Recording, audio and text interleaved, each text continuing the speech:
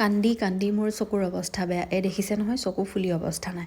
আচলতে যোৱাকালি ৰাতি মই এখন ড্ৰামা চালোঁ, হুৱেন লাইফ গিভ ইউ টেণ্ডাৰনেছ বুলি কয়। যদি কোনোবা ড্ৰামা লাভাৰ আছে গম পাবই ন, নেটফ্লিক্সত নতুন এখন ড্ৰামা আহিছে, সেয়া চালোঁ। অৱস্থা নাই মানে চকুৰ মোৰ কান্দি কান্দি। আৰু আজি বৃহস্পতিবাৰ, মায়ে ক'লে আজি নিৰামিষ থালিখন তয়ে ৰেডি কৰ বুলি। গতিকে বাৰীৰ পৰা যিখিনি পাৰোঁ মই বস্তু ইটো সিটো ছিঙি আনিলোঁ আৰু এখন থালি ৰেডি কৰিলোঁ। দাইলখিনি বাৰু ঘৰৰ নহয় দেই, বাকী যিমানখিনি বস্তু আছে প্ৰায় ঘৰৰে হয় বুলি ক'ব পাৰি আৰু। সেয়া ধুনীয়াকৈ ৰেডি কৰি মেলি ধুনীয়াকৈ ভাত এসাঁজ খাই ল'লোঁ, মাক আৰু জীয়েকে ইয়াত তলতে বহি। দুপৰীয়া সময়ত আকৌ খোৱাৰ পাল। বাচ্ছা পাৰ্টি আজি ডিমাণ্ড কৰিছে কি পুৰি চব্জি বনাই খুৱাব লাগে।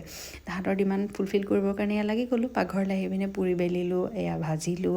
ইফালে আকৌ অকণমান আছিলে চয়াবিন আৰু অকণমান পনীৰ আছিলে, সেয়াকে দুইটাই মিক্স কৰি পিনে এখন চব্জি বনাই দিলোঁ তাহাঁতৰ কাৰণে।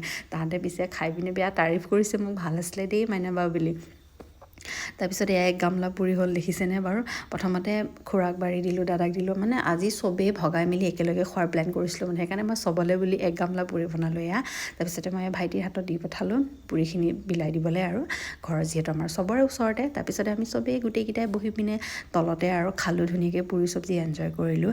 আৰু অলপ দেৰি পিছতে এয়া দেখিছে নহয়, বায়েক আৰু ভনীয়েকৰ যি মৰম। আৰু আজি ব্লগটো ইমানেই আছিলে, বাই বাই।